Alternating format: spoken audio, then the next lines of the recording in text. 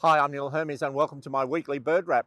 I've got a story to do for you today about potoos and a story about a fascinating fossil collection and the ivory-billed woodpecker, and is it still in existence?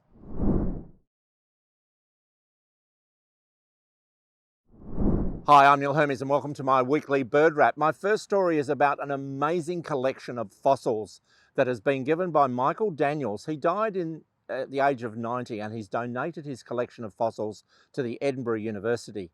Now, Michael spent his whole life collecting bird fossils from mud. Now, he was a cabinet maker and an instrument maker and he did other things, but he was a passionate citizen science of the ultimate type.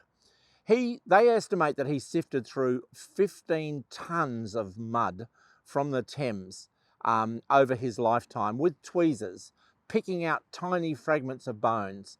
And he's collected this amazing array of birds that lived in this area about 55 million years ago. This area of mud at Walton-on-the-Naze is an area that would have been like the tropical Amazon jungles these days. The diversity of birds was extraordinary. And this collection of fossils is amazing because it's in mud. The fossils aren't flattened. And because they're sitting inside mud, they're three-dimensional fossils.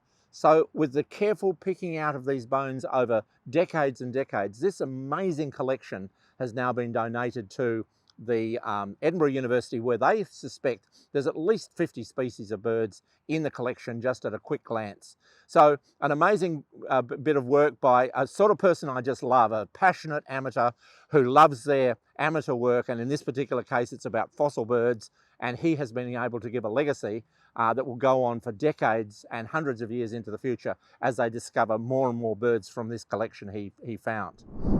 So my second story today is about ivory-billed woodpeckers. Now, I've done stories about this woodpecker before. It's a very rare or potentially extinct woodpecker from the southern states of the United States, from the swampy country of Florida, Tennessee, Missouri, and those parts of the world. It was always found in these particular remote habitats, difficult to see, but a very distinctive bird when you saw it. An amazing large woodpecker. Now, it's been declared endangered for many decades, but now the officials are proposing to declare it as extinct.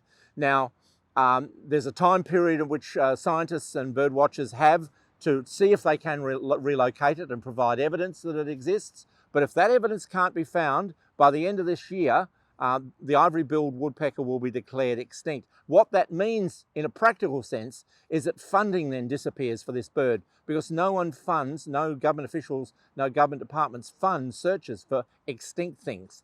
So it's important that if this bird still exists or could still exist, that it's kept on the endangered species list as long as is reasonable, so that work can be done to try and find the bird. But if indeed it is extinct, well, then, and that declaration is made, well then really there's not going to be much effort made to try and relocate this bird in the future. My last story today is about a really weird group of birds from Southern America and the Central American countries. It's called a potoo, P-O-T-O-O. Now, I often do reading about strange birds from around the world, and I see pictures of things online and in various books and stories and magazines, etc. But I came across a story about the potoo the other day, which just really struck me.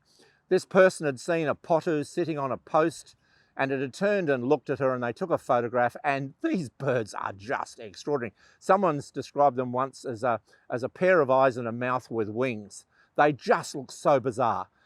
They're somewhat related to the nightjars and tawny and the frogmouths of Australia and New Guinea, but they're in a completely different group. And they obviously eat insects. They have this massive mouth, huge eyes, and a curious creature. There's a number of species in the family, but I'd urge you to have a look at the pictures attached to this YouTube channel of a potoo, especially when it opens its mouth and looks at you to try and discourage you from coming nearby.